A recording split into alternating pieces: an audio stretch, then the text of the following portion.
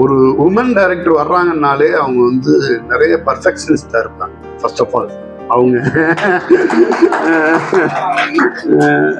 ஒரு சின்ன சின்ன விஷயத்துக்கும் வந்து ஆன்சர் இருக்கணும். அடுத்தவங்களை நம்மளை வந்து கொஸ்டின் பண்ணிடக்கூடாது. ஆந்தாலஜியில் ஒரு ஃபர்ஸ்ட் ஃபிலிம் நான் அந்த படம் பார்க்குறேன். எனக்கு வந்து ஃபர்ஸ்ட் டைம் அவர் இன்ட்ரடியூஸ் பண்ணி வைக்கிறார் என்னோட ஒய்ஃப் அப்படின்னு சொல்லிட்டு. அவங்க சொன்னாங்க, என்னோட ஹஸ்பண்ட் வந்து என்கிட்ட பேசுறதை விட உங்கள்கிட்ட தான் அதிகமாக பேசிட்டு. நான் நினைச்சேன் வேற ஏதாவது சொல்ல போறாங்கன்னு. ரொம்ப நாளைக்கு எங்க வீட்டுக்கார மேல சந்தேகம் இருந்தது. சொல்லு.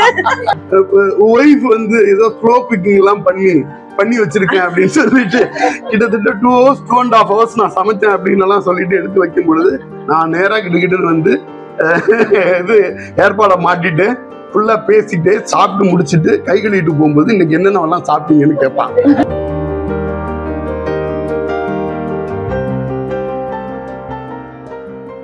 இன்னும் சொல்ல போனா சின்ன சின்ன கிராமங்கள்ல இருந்து தேட்டருக்கு வந்து ஏன் ஹீரோக்கள் படங்கள்லாம் ஓடுது அப்படின்னா, இப்ப நீங்க வந்து எம்ஜிஆர் படம் பார்த்து வந்தோம், ரஜினி படம் பார்த்து வந்தோம், விஜய் சார் படம் பார்த்து வந்தோம், இப்படி இவ்வளோ ஆடியன்ஸ் நம்ம பார்த்துருப்போம்.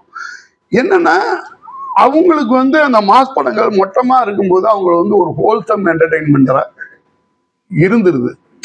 அவங்க வந்து இப்ப நான் காலையிலேருந்து போயிட்டு ஒரு மூட்டை தூக்கி கஷ்டப்பட்டு ஒரு 500 ரூபா சம்பாதிச்சுட்டு ஒரு 200 ரூபாய்க்கு வந்து டிக்கெட் எடுத்துட்டு உள்ள வந்து உட்கார்ந்துருக்கும் போது அவங்களுக்கு மைல்டா மெலோடியா ஒரு ஃபில்மோ சாங்கோ அவங்களுக்கான தேவை அது இல்லை. நம்ம அதை கடந்து போயிடுறாங்க. அவங்களோட வாழ்க்கை முறை அது இல்லை.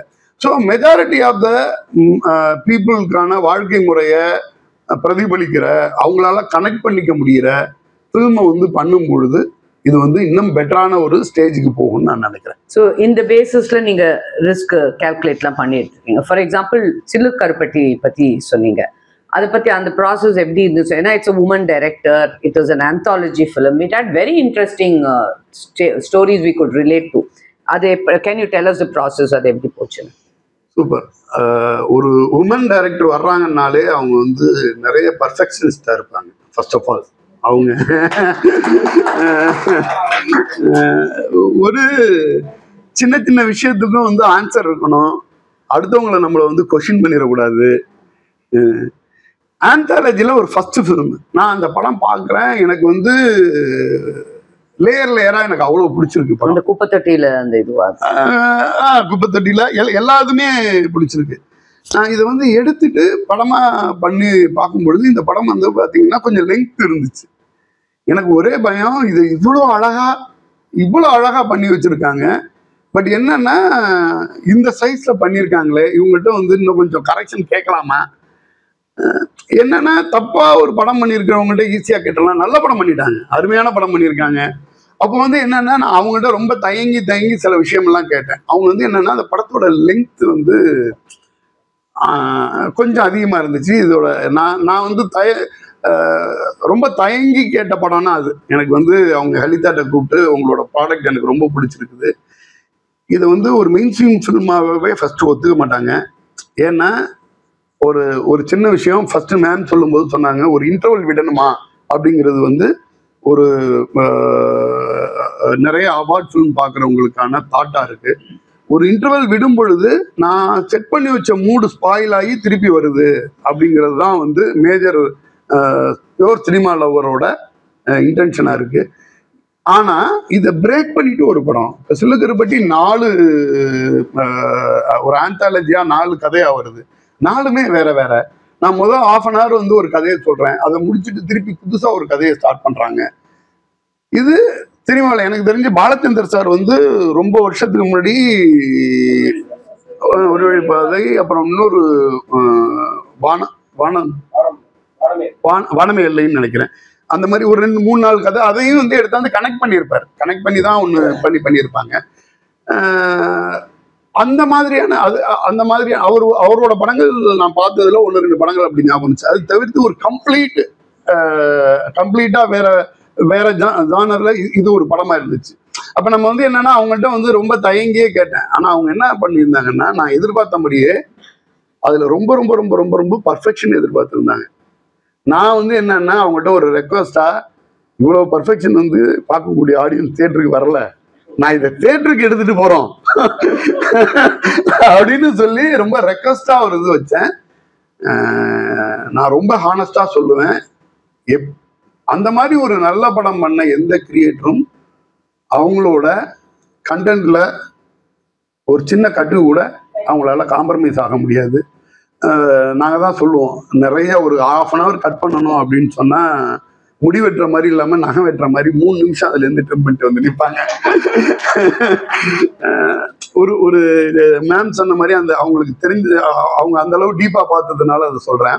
அந்த பிங்க் பேக்னு சொல்லிட்டு ஒரு நம்ம யூடியூப்ல பேசலாமான்னு தெரியல. சரி, ஞாபகமா நம்ம கட் பண்ண மாட்டோம், அழித்தாட்டே கேட்டுருவோம் போடலாமா. ஆக்சுவலா என்னன்னா, அந்த பிங்க் பேக்ல இருந்து அதை பார்த்துட்டு அந்த சின்ன பையன் வந்து என்ன பண்ணுவான்னா, அந்த பொண்ணை தேடி அந்த வீட்டை கண்டுபிடிக்கிறதுக்காக போகணும்னு ஒரு சீன் இருக்கும். அதுல வந்து என்ன பண்ணிருப்பாங்கன்னா, இந்த பையன் வந்து அந்த குப்பை வண்டியில ஏறிட்டு அந்த பொண்ணோட வீடை கண்டுபிடிக்க போகணும். இப்ப என்ன பண்ணிருப்பாங்கன்னா, இந்த பையன் நேரா போய் அந்த குப்பை லாரி டிரைவர்கிட்ட பேசுவார், என்ன வேலைக்குள்ள சேர்த்துக்கோங்க அப்படின்னு சொல்லிட்டு. உன்னையெல்லாம் வேலைக்கு சேர்த்துக்க முடியாது, நீ வந்து 10th பாஸ் பண்ணியிருக்கணும், 18 வயசு முடிஞ்சிருக்கணும், அப்புறமா தான் உன்னை வேலைக்கு சேர்த்துப்பேன் அப்படின்பாரு. அப்போ வந்து நான் வந்து சம்பளமே இல்லாம வேலை பார்க்குறேன் அப்படின்னா அவரை எல்லாம் பேசி காம்ப்ரமைஸ் பண்ணி, அதுக்கு பிறகு வந்து அவன் வந்து என்ன பண்ணுவான்னா, அந்த குப்பலாரி போகும்பொழுது அந்த குப்பலாரி பின்னாடி தொங்கிட்டு போவான், போயிட்டு அந்த குட்டி பொண்ணை வந்து இருக்கிற வீட்டை வந்து கண்டுபிடிச்சிருவான் அப்படிங்கிறது ஒரு சீனா இருந்துச்சு. நான் அவங்கள்ட்ட என்ன கேட்டேன்னா, இந்த பையன் வந்து குப்பை பேப்பர் எடுத்துட்டு இருக்க ஒரு பையன், இந்த பையன் திடீர்னு ஒருவேளை ஒரு BMW கார்ல போய் இறங்கினாதான் அதுக்கு நம்ம ரீசன் சொல்லணும். இந்த பையன் குப்பலாரியில பின்னாடி தொங்கிட்டு போறதுக்கு ரீசன் சொல்லணும்னு அவசியம் இல்லை. இது வந்து என்னன்னா பர்ஃபெக்ஷனிஸ்டுக்கான நாளைக்கு வந்து எப்படி இந்த பையன் வந்து இந்த லாரியில ஏறிட்டு போனான் அப்படின்னு ஒரு வரும் கொஸ்டின் வரக்கூடாது அப்படிங்கிறது வந்து அவங்க வந்து ரொம்ப ரொம்ப கேர்ஃபுல்லா படம் பண்ணியிருக்காங்க. அப்புறம் நான் அதை உட்கார்ந்து இது மாதிரியான விஷயங்கள் அவங்கள்ட்ட கேட்கும் பொழுது அவங்களும் அதுக்கு வந்து ஓப்பன் டு அப்போ வந்து என்ன ஆயிடுச்சுன்னா, அந்த ப்ராடக்ட் வந்து உண்மையாவே வந்து ஒரு சில்லு கருப்பட்டியா வந்துச்சு. அந்த படத்தை பார்த்துட்டு இந்த படத்துக்கு ஏதாச்சும் நம்ம ஒண்ணு பண்ணணும் அப்படின்னு சொல்லிட்டு சூர்யா அண்ணாவோட 2D என்டர்டெயின்மெண்ட்டை போய் நான் வந்து அப்ரோச் பண்றேன். இந்த படத்தை பார்த்துட்டு நீங்க வந்து இந்த படத்தை பிளஸ் பண்ணியோ இல்லை நான் அதிகபட்சம் இந்த படத்துக்கு வந்து அவர் ஒரு ஸ்டேட்மெண்ட் கொடுத்தாருன்னா கூட யூஸ் ஆகும் அப்படின்னு. அவங்க சூர்யா அண்ணாவும் ஜோ மேமும் படம் பார்த்துட்டு அவங்களுக்கு படம் ரொம்ப பிடிச்சி போய் நான் ப்ரெசன்ட் பண்றேன் இந்த படத்தை அப்படின்னு சொல்லிட்டு அந்த படத்தை வந்து அவங்க ப்ரெசன்ட் பண்றாங்க. ஸோ அப்போ ஆட்டோமேட்டிக்காக என்ன ஆயிடுதுன்னா, அந்த படம் வந்து எல்லாருக்கும் தெரிஞ்ச ஒரு ஃபில்மா மாறும் பொழுது அதுக்கான தகுதியோட அந்த படம் இருக்கு. ஆட்டோமேட்டிக்கா அது வந்து ஒரு சக்சஸ்ஃபுல் ஃபில்மா வந்து நிற்குது. ஒரு நாளைக்கு எவ்வளோ ஹவர்ஸ் நீங்க ஒர்க் பண்ணுவீங்க? பிகாஸ் நிறைய பேர் கதை வந்து இங்கேருந்து இல்ல இங்கேருந்து உடனே ரியாக்ஷன், வேற ஒரு பாயிண்ட் சொல்றப்ப நான் ரியாக்ஷன்ஸ் பார்த்தேன். எல்லோ ட்ரெஸ்க்கு ஒரு ரியாக்ஷன், அனன்யா நடுவில் ஏதோ பேசுறாங்கப்பா அப்படின்னு. இவங்க வந்து ஆர்வமா கண்ணு திறந்து தலையாட்டிட்டு இருந்தாங்க. ஆனா இதுக்குதான் பயங்கர நிறைய பேர் வீட்டுல அது கேட்க கூடாது. பிகாஸ் வந்து பல நேரம் வந்து ஒரு ப்ரொடியூசர், ஏன்னா பல நேரம் ப்ரொடியூசர் டிஸ்ட்ரிபியூட்டர் எக்ஸிபிட்டருக்கு டிஃபரன்ஸ் ஆடியன்ஸ்க்கு தெரியாது. எல்லாரும் ப்ரொடியூசர்ங்கிற ஒரு இதுல கூட வந்துருவாங்க. அண்ட் ப்ரொடியூசர்னா கையில பஞ்ச பையில பணத்தோட வந்துட்டு இந்த ஹீரோயினை போடுங்கப்பா, அந்த ஹீரோயின் இந்த ஹோட்டல்ல தான் தங்கணும், நான் தங்குற ஹோட்டல்லன்னு சொல்ற மாதிரி கூட இருக்கலாம். ஆனா ப்ரொடக்ஷன்ங்கிறது அப்படி இல்லை. எக்ஸிக்யூட்டிவ் ப்ரொடக்ஷன்ங்கிறது it is an all consuming thing and you are applying yourself so much into அது. அவர் வந்து அதை அப்ரோச் பண்ற விதத்தை எக்ஸ்பிளைன் பண்ணார்ல, எவ்வளவு சென்சிட்டிவா இருந்தாரு, அவங்க காரணம் வச்சிருக்காங்கன்னு புரிஞ்சுட்டு. அதனால கேட்கிறேன், எவ்வளவு நேரம் உங்களை சினிமா பிடிச்சுக்கும்? டைரக்டருக்கு எப்படி ஆகும்னு எனக்கு தெரியும், இட் ஆல் கன்சியூமிங்கா இருக்கும். மேம் சினிமா வந்து முழுசாவே பிடிச்சிருக்கு மேம். கிட்டத்தட்ட வந்து எப்படின்னா, அது வந்து அதை வேலையாவெல்லாம் கண்டிப்பா பார்க்க முடியாது. வேலையா பார்த்தா கண்டிப்பா ரொம்ப பிரச்சரான விஷயமா தான் இருக்கும். பிடிச்ச விஷயத்த பண்றோம்ல, இப்ப நம்ம வீட்டுல ஒரு ஃபங்க்ஷன் இருக்கும், நம்ம எந்த அளவுக்கு ஒர்க் பண்ணமோ அதாட்டம் 4 மடங்கு வந்து ஒர்க் பண்ணுவோம். அது வந்து நம்ம வேலையா எடுத்துட்டு பண்ணோம்னா பண்ணவே முடியாது. நீங்க வந்து சினிமா வந்து என்னன்னா இது வந்து எப்படி சொல்றது, ஒரு வைப் மாதிரி தான் இருக்கும். நீங்க காலையில கிளம்பி போன் பேச ஆரம்பிச்சதுல இருந்து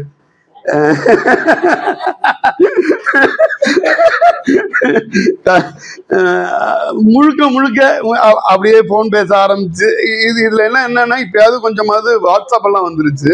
முன்னாடி நாங்க டிஸ்ட்ரிபியூஷன்ல இருக்கும்போது என்னன்னா ஒவ்வொரு ஏரியாவோட ரிப்போர்ட் கேட்க வேண்டியிருக்கும். அந்த ஒவ்வொரு ஏரியா ரிப்போர்ட் கேட்கும் பொழுது நம்ம என்ன பண்ண முடியாதுன்னா ஸ்ட்ரைட்டா எடுத்து இந்த படம் எப்படி போகுது அப்படின்னு கேட்டுட்டு வச்சா ஒரு நாள் 2 நாள் பேசலாம், 3 நாள் பேசலாம். அதுக்கு மேல அப்படி பேச முடியாது. அதனால என்ன ஆயிடுச்சுன்னா ஒரு ப்ராக்டிஸாவே மதுரை ஏரியாலேருந்து ஒருத்தர் எடுத்தோமா பேசினோமா அந்த வழக்கமா அந்த சினிமால எல்லாம் காட்டுவாங்கல்ல, அப்புறம் சாப்பிட்டாச்சா அந்த வழக்கமான டைலாக் எல்லாம் இருக்குல்ல, இதை வந்து ஒவ்வொரு ஏரியால உள்ளவங்களோட எல்லாம் வந்து நாங்க பண்ணிட்டு இருக்கோம். ஒருத்தர் வந்து ஆக்சுவலா தென்காசி பிரதாப் சார்னு நான் வருஷ கணக்கில் அவங்களோட பேசிக்கிட்டு இருந்தேன். ஒரு 2-3 இயர்ஸ் கழிச்சு ஒரு ஃபங்க்ஷன்ல அவங்க ஒய்ஃப் பார்த்தேன். ஃபர்ஸ்ட் டைம் அவர் இன்ட்ரடியூஸ் பண்ணி வைக்கிறாரு என்னோட ஒய்ஃப் அப்படின்னு சொல்லிட்டு. அவங்க சொன்னாங்க, என்னோட ஹஸ்பண்ட் வந்து என்கிட்ட பேசுறதை விட உங்கள்கிட்ட தான் அதிகமா பேசிட்டு. நான் நினைச்சேன் வேற ஏதாவது சொல்ல போறாங்கன்னு. ரொம்ப நாளைக்கு எங்க வீட்டுக்கார மேல சந்தேகம் இருந்தது. சொல்லு அப்படின்னு பேசுறாங்க. அப்புறம் தான் கண்டுபிடிச்சேன் அது பிசினஸ் டாக் தான். இல்ல இது என்ன பிரச்சனைன்னா இது முடிச்சிட்டு திருநெல்வேலி முடிஞ்சிருச்சு, அடுத்து சேலம் ஏரியா. அப்புறம் இது என்னன்னா ஒய்ஃப் வந்து ஏதோ ஸ்லோ குக்கிங் எல்லாம் பண்ணி வச்சிருக்கேன் அப்படின்னு சொல்லிட்டு கிட்டத்தட்ட 2 hours 2.5 hours நான் சமைச்சேன் அப்படின்னு எல்லாம் சொல்லிட்டு எடுத்து வைக்கும் பொழுது நான் நேரா கிட்டன்னு வந்து இது ஏற்பாடை மாட்டிட்டு ஃபுல்லா பேசிட்டு சாப்பிட்டு முடிச்சுட்டு கை கழுவிட்டு போகும்போது இன்னைக்கு என்னென்னலாம் சாப்பிட்டீங்கன்னு கேட்பான். அதை விட மிகப்பெரிய அட்டாக் எதுவுமே கிடையாது. இது ஆக்சுவலா என்னன்னா இது ஒரு வைப் தான். நீங்க வந்து எப்படின்னா நீங்க நல்ல மியூசிக்கை கேட்கும் பொழுது அந்த ரிதம்ல போயிட்டு இருக்க மாதிரி அந்த ரிதம்ல போயிட்டு இருக்கிறதுனால நாங்கெல்லாம் போயிட்டு இருப்போம். ஆனா வைஃப் ஸ்லோ குக்கிங்ல அதெல்லாம் அப்பேரட்டஸ்ல பாத்துருக்காரு. ஆனா எங்கெல்லாம் போகுதுங்கிறது கரெக்டா நோட்டீஸ் பண்ணுவாருன்னு நினைக்கிறேன். அது என்ன ஆகும்னா ஒரு லெவலுக்கு மேல இப்ப கொஞ்சம் வந்து சோசியல் மீடியா எல்லாம் வந்ததுக்கு பிறகு நிறைய அப்டேட் வர்றதுனால கொஞ்சம் அடுத்த விஷயங்களை எல்லாம் பார்க்க முடியுது. இல்லைன்னா எங்களுக்கு வந்து என்னன்னா என்னென்ன ஒரு பர்டிகுலர் ஊர்ல இப்ப ஒரு பொள்ளாச்சியில இந்த தேட்டர்ல இந்த கலெக்ஷன் வந்துச்சுன்னா தமிழ்நாட்டோட கலெக்ஷன் இந்த அளவுக்கு இருக்கும் அப்படிங்கிற மாதிரி எல்லாம் இது பண்ணுவோம். அப்புறம் பாத்தீங்கன்னா நம்ம ஜென்ரலா நமக்கு எல்லாமே படம் ஒவ்வொரு ஷோவுக்கும் ஆடியன்ஸ் கைத்தட்டுறதே வேற இடத்துல வேற ஒரு ஈவினிங் ஷோவுக்கு கைத்தட்டுறது ஒரு இடமா இருக்கும், மேட்னிக்கு கைத்தட்டுறது ஒரு இடமா இருக்கும். நிச்சயமா எப்படின்னா அதான் அந்த ஆடியன்ஸே மாறி இருப்பாங்க. நீங்க வந்து எப்படின்னா சண்டே ஈவினிங் ஷோ பாத்தீங்கன்னா ஃபுல்லா ஃபேமிலி ஷோ இருக்கும், அவங்க ரசிக்கிறது ஒரு இடமா இருக்கும். அதே சமயம் பாத்தீங்கன்னா அந்த ஃபர்ஸ்ட் டே ஃபர்ஸ்ட் ஷோ வரும்போது வரக்கூடிய ஃபர்ஸ்ட் டே ஃபர்ஸ்ட் ஷோ ஆடியன்ஸுக்கு கிளாப் வாங்கின இடமெல்லாம் சண்டே ஈவினிங் ஷோ ஆகாது. அவங்களோட ரசனை வேற ஒண்ணா இருக்கும். இது வந்து என்னன்னா இது எவரி ஷோ வந்து மூடு மாறிட்டு இருக்கும்.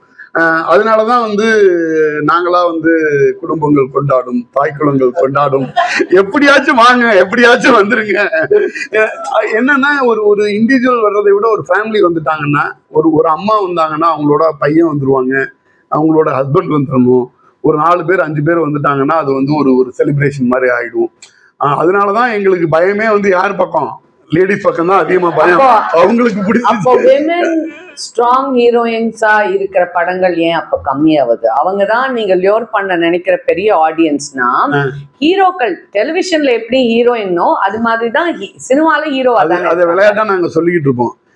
ஏன்னா நீங்க இவ்வளவெல்லாம் கேக்குறீங்கல்ல, எங்களுக்கு வந்து தளபதி இதுக்கெல்லாம் வந்து இறங்கி வந்து தலை வந்தாரு தளபதி வந்துட்டாருன்னு சண்டை போட்டுட்டு இருக்கோம்ல. நீங்க அது மாதிரி வந்து ஹீரோயினுக்கும் ஒரு ஹார்ட் கோரான ஃபேன் பேஸ் வச்சு எங்களுக்கு தாய் பல்லவி வந்துட்டாங்க, வாங்கன்னு வாங்க கொடி கட்டுங்க, ஜஸ்ட் இது ஒரு ஜாலியா பேசிட்டு இருப்போம். பட் என்னன்னா ஒரு விஷயம் வந்து என்னன்னா கண்டிப்பா இது நடக்காதுன்னு எல்லாம் இல்லை, ரொம்ப அழகாவே நடக்கும். அதுக்கான கதைக்களம், அதுக்கான என்விரான்மெண்ட் எல்லாம் வரும்போது இப்ப இல்ல 20 வருஷம் 25 வருஷத்துக்கு முன்னாடியே வைஜெயந்தி ஐபிஎஸ்னு வந்து ஒரு சூப்பர் ஹிட் கொடுத்துட்டு போயிட்டு இருந்தா மாதிரி எத்தனையோ பேர் இருந்திருக்காங்க. இது என்னன்னா நமக்கு என்னன்னா ஒரு விஷயம் வந்து ஹிட் ஆச்சுன்னா அதை நோக்கி அதை பின்தொடர்ந்து அப்படியான விஷயங்கள் இது வியாபாரம் அப்படிங்கிறதுனால எதோட இது வந்து மேல் நோக்கி இருக்குதோ அவ்வளவுதான். இது நீங்க வந்து என்னதான் பண்ணாலும் என்னதான் ஹீரோ இருந்தாலும் அதை வந்து ஒரு பெண்கள் சம்பந்தப்பட்ட கதையா இல்லாட்டினா அந்த கதை வந்து அந்த படம் வந்து முழுமையா வந்து வெற்றி பெற போவதில்லை. ஏன்னா ஒரு குடும்பம் நம்ம வந்து இந்தியாவில் வந்து வாழ்ந்துட்டு இருக்கோம். நம்ம அது வந்து எல்லாமே வந்து குடும்பத்தை ஃபேமிலியை வந்து பேஸாக உள்ள அதோட இமோஷனல் அதிகமாக யோசிக்கக்கூடிய மக்கள் அதிகமாக உள்ள ஒரு இடத்துல இருந்து இருக்கும். அப்போ அது கண்டிப்பாக அப்படிதான் இருக்கும். இது வந்து என்னன்னா இது வந்து ஒரு மேல் சென்ட்ரிக் ஃபிலிம் மட்டும்தான் ஓடுங்கிறதுக்கெல்லாம் எதுவுமே கிடையாது. அப்போ அனிமல் மாதிரி படங்கள் இவ்வளோ வயலன்ஸோட நிறைய பெண்கள் அதை பத்தி கமெண்ட் பண்ணிருப்பாங்க, நிறைய ஆண்கள் ஒரு ஹியூமன் ஆங்கிள் இருந்து கூட அந்த மாதிரி படங்களோட அப்படி மாபெரும் வெற்றிக்கு காரணம் என்ன மேம்? அதான் சொல்றேன், நான் ஏற்கனவே சொன்னதுதான். வேற வேற டேஸ்டோட இங்க எல்லாருமே படம் பார்க்க வர்றாங்க. ஒருவேளை அனிமல் மாதிரியான ஒரு ஃபில்மை பார்க்கக்கூடிய டேஸ்ட்ல உள்ளவங்க அதிகமாயிட்டாங்கன்னு நம்ம நினைச்சுக்கோம். சோஷியல் நார்ம்ஸ், பாலிடிக்ஸ், ரிலிஜன் இது எல்லாம் வந்து வியூவர்ஷிப்பை பாதிக்கும். அந்த ஃபேஸ்க்கு மாறுமா? ஆமா, கண்டிப்பா மாறும், கண்டிப்பா மாறும், கண்டிப்பா மாறும். ரொம்ப சாதாரண படங்கள் வந்து பொலிட்டிக்கலி அந்த படத்தோட தன்மையை மாற்றப்பட்டு நிச்சயமா நீங்க சோசியல் பொலிட்டிக்கல் இதோட இன்ஃப்ளூயன்ஸ் வந்து இருக்கதான் செய்யுது. இப்போ நீங்க வந்து சில படங்கள்லாம் வந்து இந்த படத்தை இந்த சீன் வந்து லேடிஸ் வந்து பயங்கரமா அழுதுருவாங்கன்னெல்லாம் நாங்க வந்து பிளான் பண்ணிட்டு உட்காந்துருப்போம். அந்த சீன்ல ஜென்ஸ் எல்லாம் அழுதுருவாங்க. லேடிஸ்க்கு இது அவ்வளவு ஒண்ணு இல்ல, அப்படியெல்லாம் ஒண்ணு இல்லையே. எனக்கு வயலன்ஸ் பல நேரம் அப்படிதான் சார் தோணும். அப்ப என்னன்னா அப்ப கூட அப்ப வந்து நம்ம என்ன நினைச்சுக்கிறோம்னா நம்மளோட ஜட்மெண்ட் தப்பு. ஆக்சுவலா வந்து என்னன்னா இந்த இடத்துல வந்து லேடிஸ் ரொம்ப எமோஷன் ஆயிடுவாங்க. அது அது அது அவ்வளவு பெரிய சீன் இல்லையே அப்படின்னு சொல்லிட்டு போயிட்டே இருப்பாங்க. அதனால வந்து இது வந்து என்னன்னா கனெக்ட் ஆகணும், அவ்வளவுதான். மெஜாரிட்டி ஆஃப் த பீப்புளை கனெக்ட் பண்ணியாச்சுன்னா அது ஒர்க் ஆகும். அந்த மெஜாரிட்டி ஆஃப் த பீப்புளோட ஹாபி வந்து படம் பார்க்கறதா இருந்துச்சுன்னா அது இன்னும் ஒர்க் ஆகும், அவ்வளவுதான்.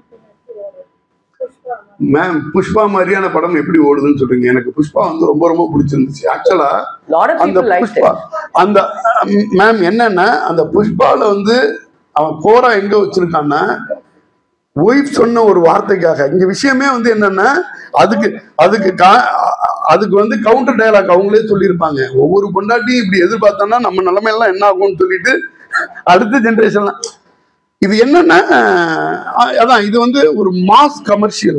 நீங்க அதுல வந்து ஒரு பக்கா ஆக்ஷன் இருக்கும், அதுக்குள்ள வந்து ஒரு ஃபேமிலி சென்டிமெண்ட் இருக்கும். இது வந்து எப்படின்னா நீங்க உங்களுக்கு வந்து அவ்வளோ ஹார்ட் ஹிட்டிங் ஃபிலிம் வந்து தேவைப்படாம இருந்திருக்கும். நீங்க ஒரு பிரீஸியான ஒரு என்விரான்மெண்ட்ல இருந்து ஒரு படம் பார்த்துருப்பீங்க.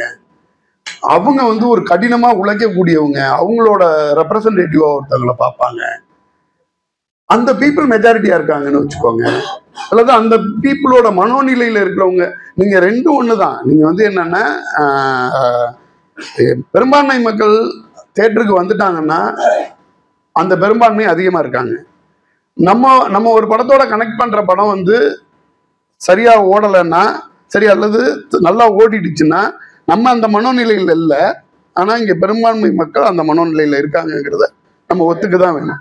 உங்களை ரொம்ப சர்ப்ரைஸ் பண்ண சில விஷயங்கள் என்ன? நீங்க நடுவில் சொன்னீங்க நீங்க ரொம்ப சர்ப்ரைஸ், ஐயோ இப்படி நினைச்சேன் அப்படியாச்சு. அது மாதிரி உங்களுக்கு ஏதாவது நான் கேட்கறப்ப ஞாபகம் வருதா? நான் இது இப்படிதான் ஆகும்னு நினைச்சேன் ஆனா இப்படி ஆயிடுச்சு. நிறைய சொல்லலாம், அது வந்து நிறைய படத்தை ரிவீல் பண்ணிடும். பேரே சொல்லாதீங்க, புரிஞ்சுக்கிறோம். அதான் புரிஞ்சுப்பாங்களோங்கிறதுனாலதான். இல்ல ஒரு விதத்துல பார்த்த போனா நான் அதுல வந்து எனக்கு வந்து ஏதோ ஒரு பிளஸிங் நினைக்கிறேன். நான் மெஜாரிட்டி ஆஃப் த படங்கள் நான் எதிர்பார்த்த மாதிரி தான் பண்ணியிருக்கு. அது 1-2 வந்து நான் எதிர்பார்த்த அளவுலேருந்து குறைஞ்சிருக்கலாமே ஒழிய ஆல்மோஸ்ட் நான் என்ன எதிர்பார்த்தனோ அதுதான் நடந்திருக்கு. எனக்கு வந்து என்னோட எக்ஸ்பெக்டேஷன் வந்து ரொம்ப ரொம்ப கம்மியாக தான் இருக்கும். அதனால வந்து லக்கிலி அல்லது வந்து என்னோட வேவ் லென்த்துக்கான ஃபில்மை நான் சூஸ் பண்றதுனாலயே என்னமோ தெரியல. மேம் சார், அந்த மினிமம் கேரண்டி மாதிரி ஒரு கஷ்டமான விஷயமே கிடையாது. ஆமா ஆமா ஆமா. ஆக்சுவலா வந்து என்னன்னா டிஸ்ட்ரிபியூட்டருக்கு மட்டும் இந்த வேர்ல்டு லெவல்ல உள்ள பிசினஸ்லயே டிஸ்ட்ரிபியூட்டருக்கு மட்டும் ஒரு ஸ்பெஷல் கேட்டகரி இருக்கு. அது வந்து என்னன்னா உங்க ஒரு நம்ம ஒரு பையரா இருக்கும் பொழுது நமக்கு எல்லாருக்கும் ஒரு மிகப்பெரிய கம்ஃபர்ட் ஜோன் ஒன்று இருக்கு.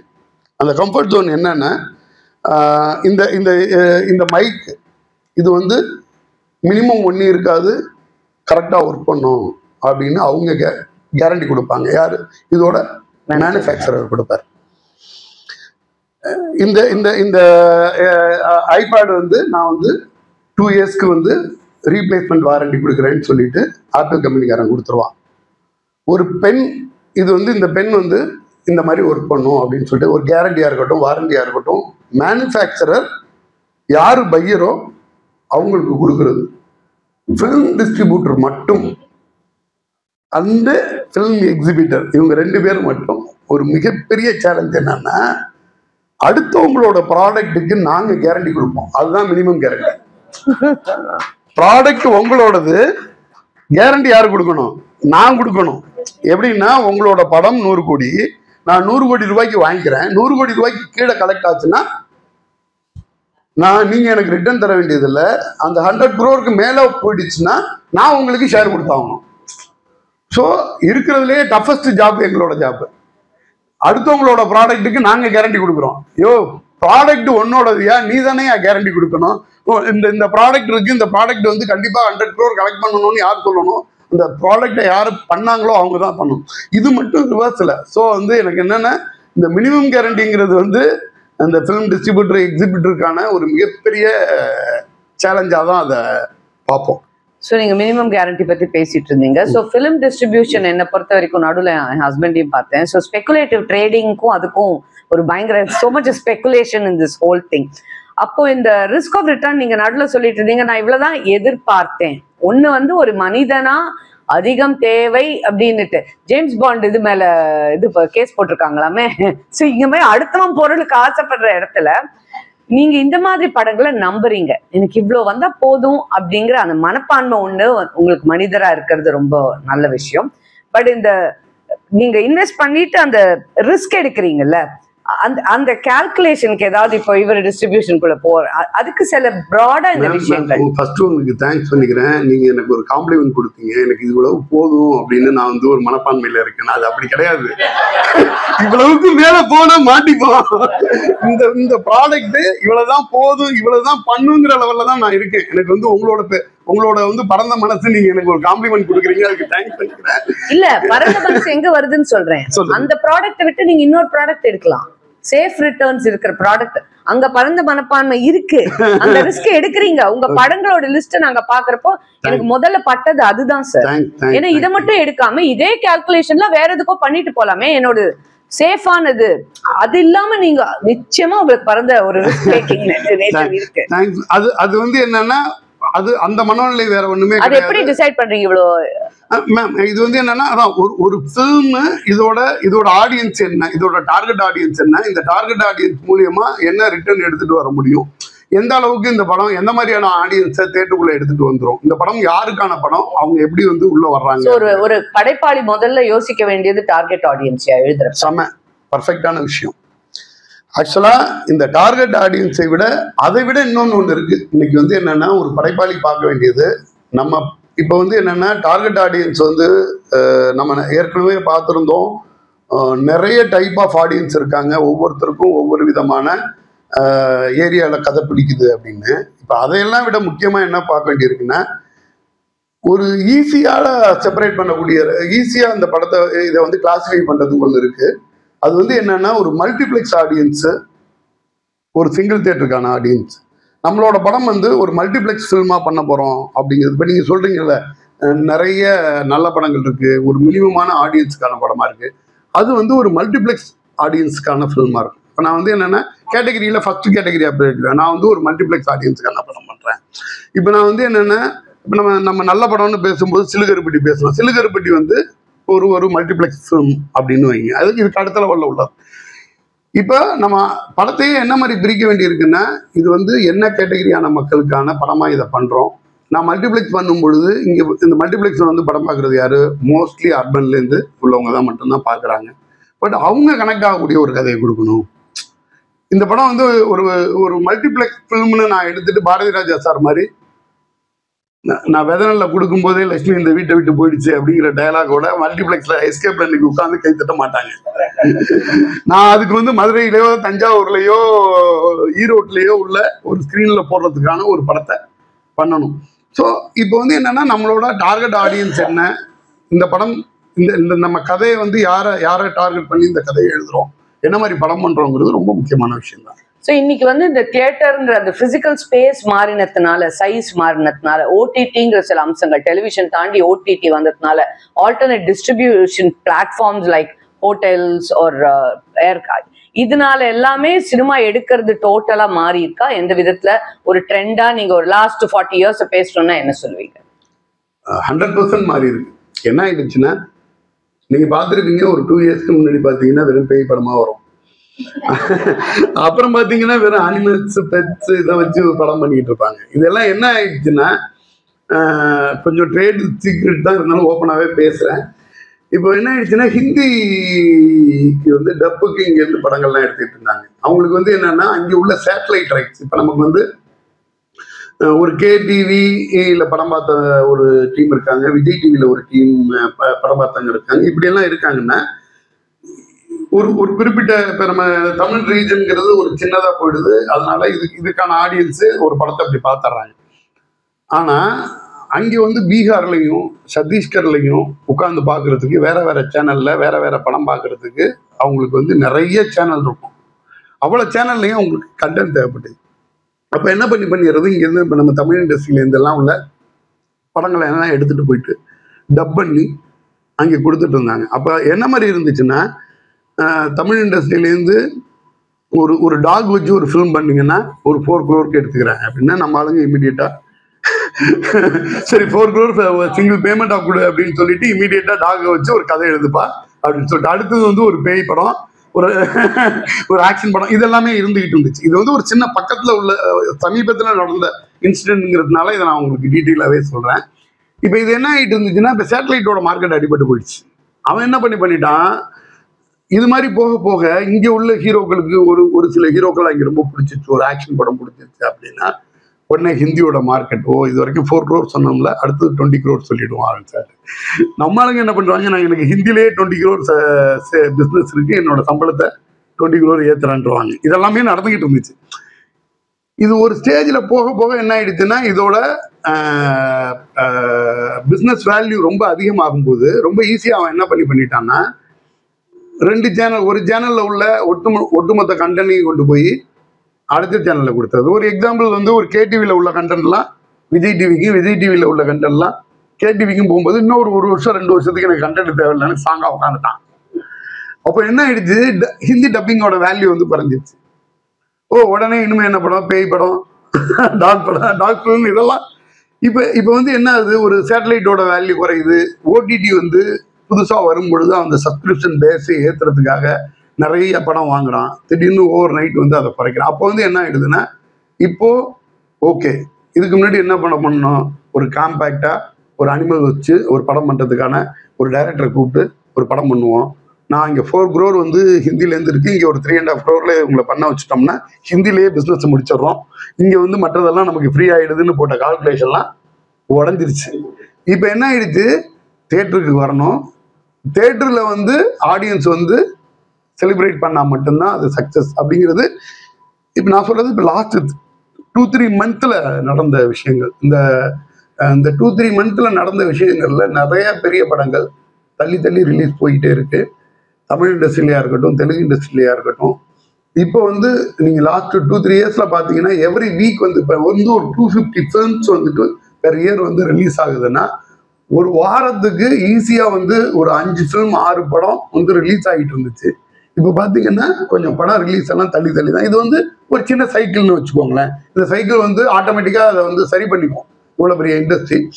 இப்போ என்ன ஆகும்னா, இப்போ எல்லாருக்குமே என்ன இருக்குன்னா, ஓகே முன்னாடி வந்து OTTயில் ஒர்க் ஆகக்கூடிய கண்டென்ட்னு பிளான் பண்ணோம். அப்புறம் ஒன்று நடந்துக்கிட்டு இருந்துச்சு, இது வந்து ஹிந்தி பிஸ்னஸ் நடந்துச்சு. OTTயில் ஒன்று நடந்துச்சு. OTT வந்து எடுத்தோடனே நம்ம வந்து என்ன பட்ஜெட்ல பண்றோமோ அந்த பட்ஜெட்டை வந்து ஓடிடிலேயே கவர் பண்ற அளவுக்கு ஃபில்ம் வந்துகிட்டு இருந்துச்சு. இப்போ இப்போ என்ன பண்றாங்க, அந்த ஓடிடிக்கான படம் வந்து புஷ் ஆச்சு. அப்போ வந்து என்னன்னா, ஒரு வீட்டில் உட்காந்து தனியா உட்காந்து பார்க்கும் பொழுது அந்த தியேட்ரிக்கல் மூமெண்ட் வேண்டியதில்லை, லார்ஜர் தன் லைஃப் தேவையில்லை, ஒரு மைல்டா வீட்டில் பிளசண்டா உட்காந்து ஃபேமிலியோட பார்க்கறதுக்கான ஒரு கண்டென்ட் தான் போதும் அப்படின்னு நினைச்சப்ப, அப்படி இல்லை, நான் தியேட்ரிக்கல் வரும்பொழுது ஒரு மாஸ் கமர்ஷியல், ஒரு ஒரு மாஸ் ஆடியன்ஸை வந்து சாட்டிஸ்ஃபை பண்ணக்கூடிய ஒரு படங்கள் வேணும் அப்படிங்கிறது வந்து இப்போ உள்ள லேட்டஸ்ட் டெவலப்மெண்ட். இது காலங்காலமாக நடந்துகிட்டு இருக்கு. இப்போ மட்டும் இல்லை, வெரி பிகினிங் வந்து நீங்க சொன்ன மாதிரி பாரதி ராஜா சார் காலம், அதுக்கு முன்னாடி சிவாஜி எம்ஜிஆர் சார் காலம், இதுல எல்லாம் படம் பண்ணோம்னா வண்டி கட்டிட்டு வந்து படம் பார்த்தாங்க, வேன் எடுத்துட்டு வந்து படம் பார்த்தாங்க, இப்படி எல்லாம் இருந்துகிட்டே இருக்கும். திடீர்னு வந்து சேட்டலைட் வந்துருச்சு, சீரியல் வந்துருச்சு, இனிமேல் சினிமாவே அவ்வளோதான் அப்படின்னு இருக்கும்போது திடீர்னு சேட்டலைட் ரைட்டே வந்து ஒரு பெரிய ரேட் வந்துச்சு. அப்போ வந்து என்ன பண்ணிட்டு இருந்தாங்க, ஓகே நம்ம ஒரு படம் பண்ணுறோம், கரெக்டாக சேட்டலைட்டுக்குள்ள இருந்து அந்த அமௌண்ட்டை கவர் பண்ணிக்கிறோம், மிச்சத்துலேருந்து ப்ராஃபிட் பண்ணிக்கலாம் அப்படிங்கிறது ஒரு கால்குலேஷனில். அப்புறம் என்ன ஆயிடுச்சுன்னா, கொஞ்சம் கொஞ்சமாக அந்த சேட்டலைட்டோட மோகம் வந்து குறைஞ்சிச்சு. ஏன்னா நான் ஒரு படம் பார்க்கும்பொழுது எனக்கு வந்து ஒவ்வொரு அரை மணி நேரத்துக்கு ஒரு தடவை அரை மணி நேரம் பிரேக் ஆகிட்டு இருக்குது. இன்னைக்கு வந்து இன்டர்வலையே வந்து நான் ஸ்கிப் பண்ணணும்னு நினைக்கிறப்ப நான் ஏன் வந்து அரை மணி நேரத்துக்கு ஒரு தரம் ஒரு அட்வர்டைஸ்மெண்ட்டோட நான் படம் பார்க்கணுங்கிற எண்ணம் வரும்பொழுது சேட்டலைட்டோட மார்க்கெட் குறைஞ்சிச்சு. உடனே அப்போ வந்து என்ன ஆயிடுச்சு, சேட்டலைட் மார்க்கெட் போயிடுச்சு, சினிமா வந்து ரொம்ப பேட் ஷேப் போயிடுச்சு.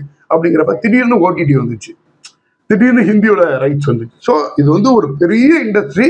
அந்த இண்டஸ்ட்ரியோட பிஸ்னஸ் தன்மை வந்து மாறிக்கிட்டே இருக்கும். அதை அடாப்ட் பண்ண வேண்டியது வந்து இண்டஸ்ட்ரிக்குள்ள உள்ளவங்களோட நீடா இருக்கு.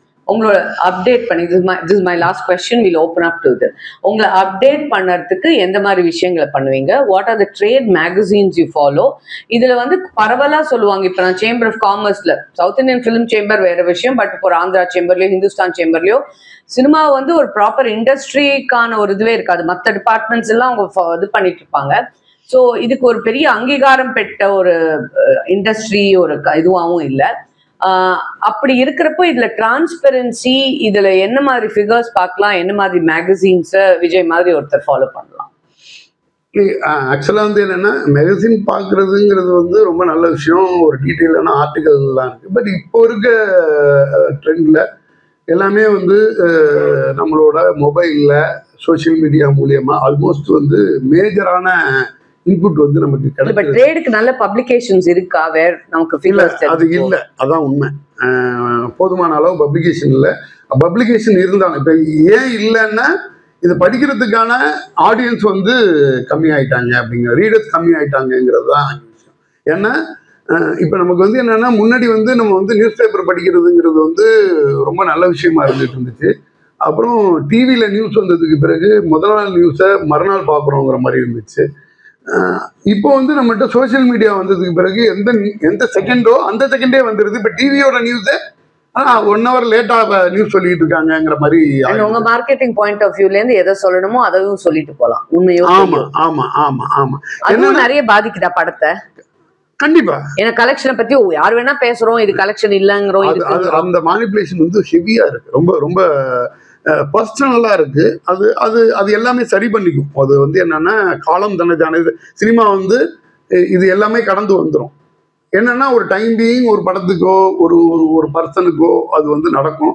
அது வந்து தொடர்ச்சியாக நடக்க முடியாது. அவங்களோட அடுத்த ஒரு ப்ராடக்ட் நல்லா வரும் பொழுது இவங்க என்ன கத்துனாலும் அந்த சத்தம் வெளியில கேட்கவே கேட்காது. ஃபைனலா ப்ராடக்ட் பேசும். அந்த மாதிரி டிரான்ஸ்பரன்சி வருமா இந்த இண்டஸ்ட்ரியில? ஆல்மோஸ்ட் வந்துருச்சு மேம். டிரான்ஸ்பரன்சி வந்து இப்போ நீங்கள் என்ன சொல்றது, ஒரு ஓடிடியோட பிஸ்னஸ், சேட்டலைட்டோட பிஸ்னஸ் இதெல்லாம் ஒயிட்ல வர ஆரம்பிக்கும் பொழுதே வந்து என்னன்னா, ப்ரொடக்ஷன் வந்து நிறைய வந்து ஒயிட்ல வர ஆரம்பிச்சிட்டாங்க. ஹீரோக்கள் வந்து சம்பளம் முன்னாடி வந்து ஒரு காலத்துல எல்லாம் வந்து கொஞ்சம் வந்து பி பார்ட்டும் இருக்கும்பாங்க. இப்போ எல்லாமே மெஜாரிட்டி ஆஃப் த ஹீரோக்கள் எல்லாமே ஒயிட்டுக்கு மாறி தியேட்ரிக்கல் கலெக்ஷன்ஸ் எல்லாம் உங்களுக்கு கரெக்டான இது. தியேட்ரிக்கல் கலெக்ஷன் எல்லாமே வந்து என்ன ஆயிடுச்சுன்னா, இப்ப ஜிஎஸ்டி இதெல்லாம் வந்ததுக்கு பிறகு எல்லாருமே வந்து ஒயிட்ல பண்ண ஆரம்பிச்சிட்டாங்க. அதுக்கு முன்னாடி வந்து ஒரு காலத்துல வந்து மிக்சடா இருந்திருக்கு. ஒரு பார்ட் வந்து ஒயிட்ல என்னன்னா, ஒரு இப்போ வந்து ஒரு 100 rupees டிக்கெட் ரேட் இருக்கும். திடீர்னு ஒரு மாஸ் ஹீரோ படம் வரும்போது 200 rupees தான் இருக்கும். அந்த 200 rupees இருக்கும்பொழுது என்ன இதாச்சுன்னா, கவர்மெண்டோட நாம்ஸே 100 rupees தான் அந்த டிக்கெட்டுக்கு அங்கே கொடுத்துருப்பாங்க. 200 rupees இல்லைன்னா அந்த தேட்டரில் அந்த படமே போட முடியாது. அப்போ அந்த 100 rupees வந்து அதை வந்து ஒயிட்டில் பண்ணுறதா என்னங்கிற ஒரு தடுமாற்றம்லாம் இருந்துச்சு. இன்னைக்கு அப்படி இல்லை. ஒரு படத்தை நம்ம ஆன்லைன் ஓப்பன் பண்ணிட்டோம்னாலே டிக்கெட் நியூலையும் புக்மை ஷோலையும் அதை டிக்கெட் புக் பண்ணிட்டாங்கனாலே அந்த டிக்கெட் 200 ரூபாய்க்கு விற்றுருக்காங்கங்கிறது ஒரு டிரான்சாக்ஷனுக்கு 2 டிக்கெட்டுக்கு வந்து 400 rupees வந்துருச்சுன்னா ஆட்டோமேட்டிக்காக ஒயிட் ஆகிடுது.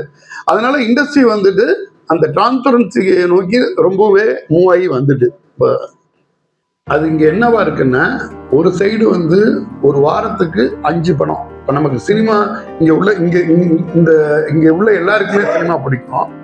ஒரு வாரத்துக்கு 5 படம் ரிலீஸ் ஆகுது. நம்ம என்ன மாதிரி படத்தை பார்க்குறோம்? நமக்கு பிடிச்ச ஆர்டிஸ்டோட படம் பார்ப்போம், நமக்கு பிடிச்ச டெக்னீஷியனோட படம் பார்ப்போம், இல்லை எல்லாரும் ஹிட்டுன்னு சொல்கிற ஒரு படத்தை பார்ப்போம். நம்ம ரேண்டமாக போய் இன்னைக்கு நான் வந்து ஒரு புதுமுகம் நடித்த ஒரு படம் அதை நேராக வந்து போய் ஒரு டிக்கெட் எடுத்துட்டு உள்ளே போனோங்கிறது கிடையாது. நாங்கள் வந்து ஒரு டைம் லூப், ஒரு பொண்ணு வந்து ஒரு கல்யாண நாள் அன்னைக்கு ஒரு டைம் லூப்ல சக்கா இருக்கா அப்படின்ற ஒரு கான்செப்ட் வந்து எல்லா பிளாட்ஃபார்ம்ஸும் சொன்னோம் ஒரு 1 year. பட் எல்லாரும் சொன்னது என்னன்னா இது ஒர்க் அவுட் ஆகாது ஓடிடி மார்க்கெட்டிங். பட் இப்போ வந்து ஹிந்தியில வந்து ராஜ்குமார் ராவ் வந்து அதே ஒரு கான்செப்ட்ல ஒரு படம் பண்ணி இட்ஸ் ஹேப்பனிங். ஸோ அந்த டைம்ல நாங்கள் வந்து ஓகே அட்லீஸ்ட் நாங்கள் அதை ஒழுங்காக கணிச்சோம். நடக்கல அது வேற விஷயம். பட் ப்ரொடியூசர் சைட்ல இருந்து இந்த மாதிரி ட்ரெண்ட்ஸ் எல்லாம் வந்து நீங்க கணிக்கக்கூடிய ஒரு ஸ்பேஸ்ல கண்டிப்பா இருக்கணும். லைக் அடுத்து என்ன வரப்போகுது அப்படின்ற ஒரு அது எப்படி நீங்க கணிக்கிறீங்க and how important is that for your